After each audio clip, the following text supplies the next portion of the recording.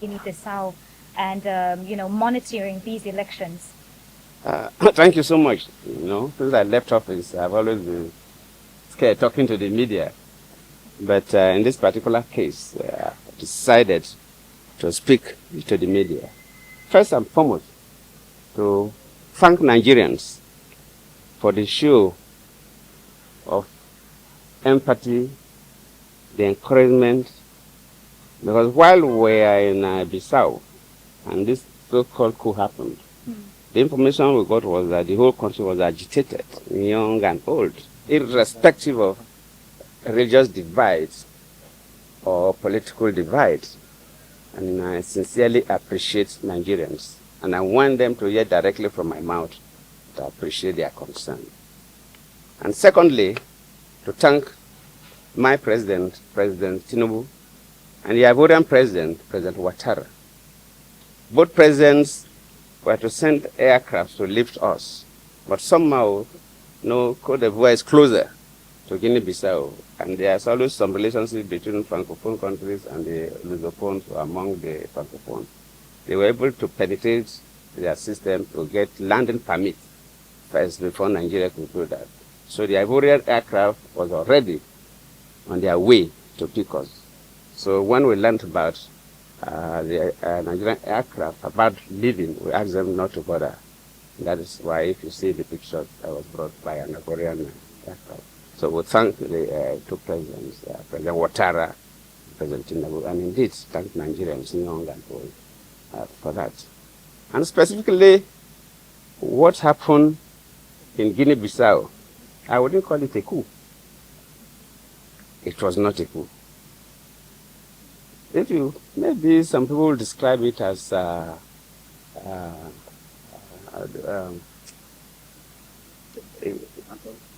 no, not quite. RNG? I would just say, if it is like, for want of better word, I would say maybe it was a ceremonial coup.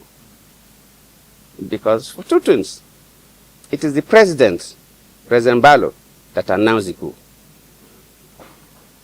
Before later, the military man came up to address the world that they were in charge of everywhere. Then Mbalo has already announced the coup, which is strange. Not only announcing the coup, but Mbalo, while the coup took place, was using his phone and addressing media organizations across the world that he has been arrested. I'm a Nigerian close to 70, and I know how they keep heads of state when the coup takes place. Recently, I was a mediator in Mali, an ECOWAS mediator in Mali, and within that period, we had a military coup. Military don't take over governments, and the sitting president that they overthrown will be allowed to be addressing press conferences and announcing that he has been arrested. Why does this happen? Who is fooling who? Basically, what happened in Guinea-Bissau is quite disturbing to me, who believes in democracy. In fact, I feel more pained than the day I called Buhari to congratulate him when I lost the election as a sitting president. Because I've been quite particular about Guinea-Bissau. As a sitting president, then, Guinea-Bissau was in crisis. Started by about 2012. By 2011, we have to go physically. We worked with them and made sure that by 2014, we went 2013, elections were conducted.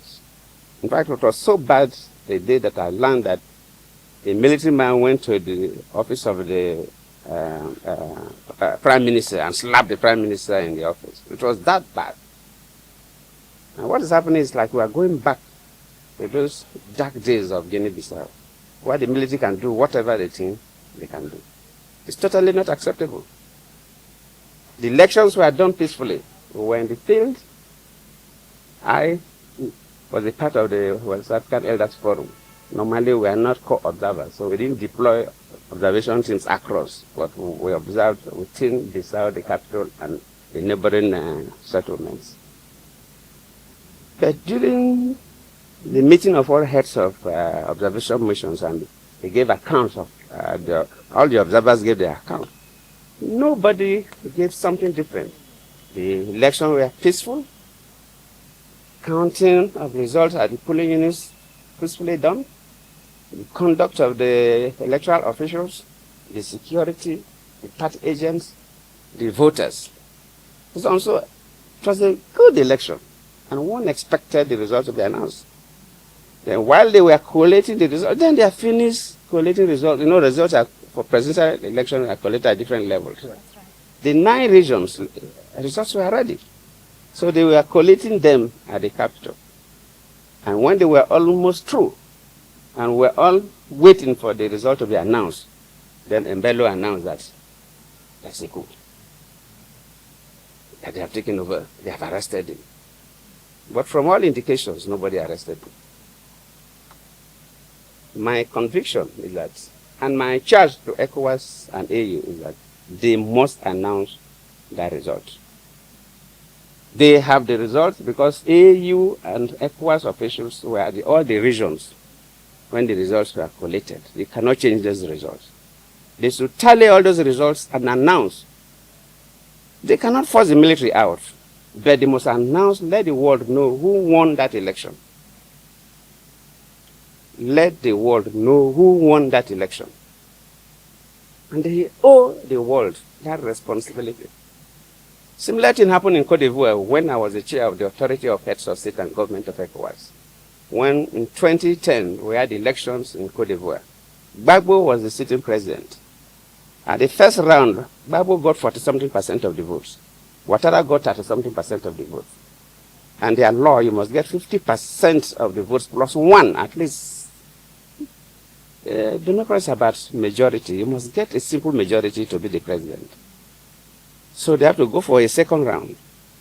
And when they went for the second round, all those other candidates that lost now supported Ouattara. And Ouattara now got more votes than Gbagbo. And Gbagbo said he was not going. That he won the election. How can somebody who had something now come and defeat him? But that is a law. Then all the observers, international communities say Ouattara won the election. Then we say, well, you're our colleague, but you have to go. If the observers, everybody say, Ouattara won the election, Ouattara must be sworn in as the president of Cote d'Ivoire. I stood my ground as the chair of the Authority of Heads of State and Government of ECOWAS, and Ouattara was sworn in. So, the leadership of ECOWAS, luckily, Madabio was a former military man himself, so he should be courageous. The leadership of AU, they must be courageous. They must announce who won that election. I'm not saying they should mobilize soldiers to go and fight. No need to save blood, but we must know. Because the results are there. They have the results. The AU, ECOWAS, they have the results. So we cannot be playing pranks. Nobody should call others fools. There's no way they remove a military coup. Military coup at the time they want to announce the result. How? And the president was the person who announced the coup. It doesn't happen anywhere. Well, you people are too young, so you didn't know what used to happen in Nigeria. We're a country that witnessed a series of coups before. So it doesn't happen. Well, Your Excellency, speaking about ECOWAS, as of this morning, there was an update that ECOWAS leaders have suspended Guinea-Bissau from decision-making bodies. What comments do you have towards that? No, that's traditional. Because ECOWAS, though, if you follow the history of ECOWAS, ECOWAS started when a number of West African countries had military leaders. But later on, when leaders now see that for your economy, ECOWAS is economic community, the emphasis was the economy. But for you to develop your economy, you must be politically stable. So protocols were changed, and we agree that in ECOWAS, we must not go back to military rule. We must not go back to military dictatorship. We must embrace democracy. And since the change of protocols, if any country, a military takeover, that country is suspended. It's normally, it's natural. So we expect that, and they knew it was going to happen. So it's not strange. So, Your Excellency, as we speak now, 4 countries within the West African bloc, 3 have already... Don't worry yourself. Even if 5 countries remain in ECOWAS, so be it. It's costly to do the right thing. But ECOWAS must not bother. If Guinea-Bissau want to join the military camp, they should. They should. Even if 5 countries are committed to remain in ECOWAS and develop ECOWAS, the only thing is that they must modify the protocols or create some other protocols to make sure that ECOWAS do things that will endear them to the citizens, things that young people will benefit, things that business class will benefit, things that students will benefit.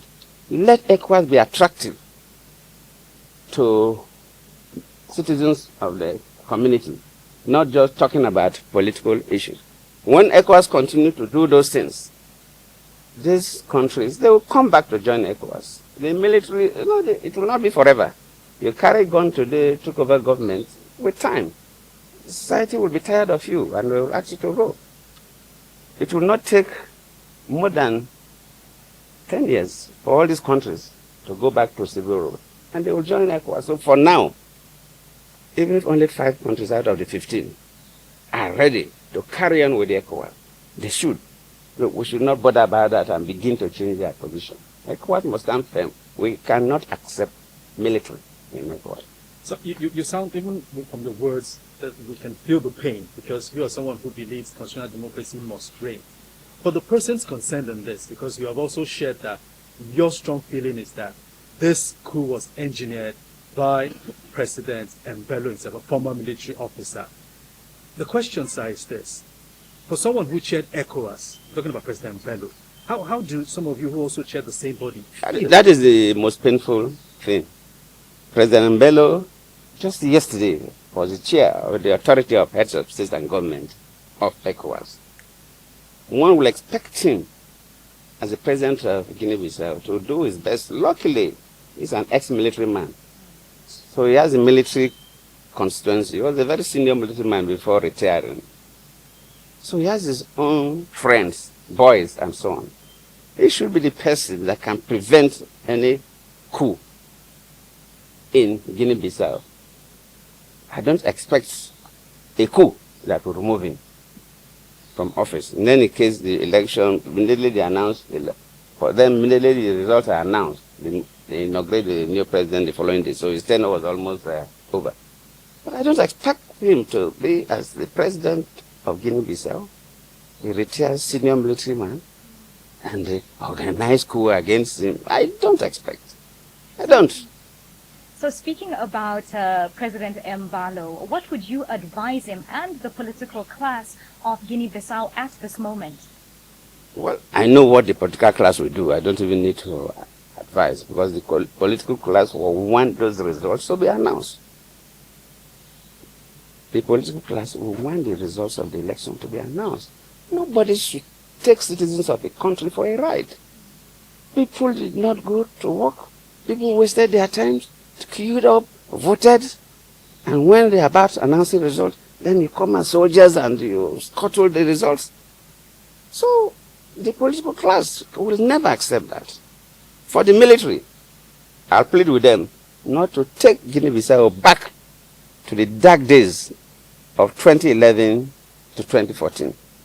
Because I was the chair of the ECOWAS Authority of Heads of State and Government, and I was involved.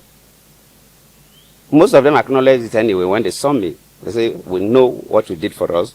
We know what you did for us. They know what Nigeria did to stabilize the country.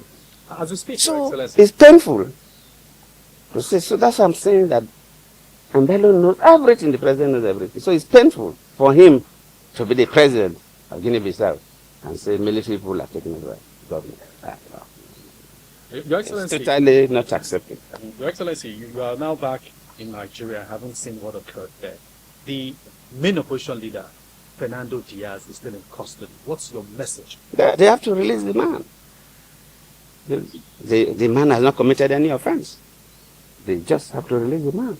And the international community must talk to the military to release the man. The man has not committed any offense. The man has not even declared himself president as to say, oh, we have taken over government and you have declared yourself, so it's treason. No. The man has not committed any offense. There's no reason to restrict the man at all. They should allow the man to be free.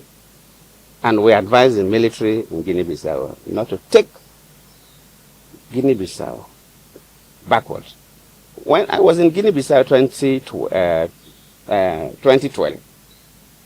and just came back from Guinea-Bissau yesterday, there's significant development going on. The capital is taking shape. And we believe that with that, the country will take shape. So the military should not take us backward to the dark days of 2011 to 2014. And finally, Your Excellency, how soon do you expect a return to constitutional governance? Nobody can say. Nobody can say. But I believe if ECOWAS, supported by AU, are firm, yes, they may not, because after all, Burkina Faso has not returned, Niger has not returned, Mali has not returned. Well, Guinea is returning in December. The military head, land and the military head is contesting, so we know who will win the election. So, but at least we can, some kind of pseudo-democracy, which is better than core military formation. But at least Guinea is making an effort to return. So you can't say, nobody can say exactly. But even if they will stay on, first, they must release another Diaz. They have not committed any offense. Second, the results must be announced.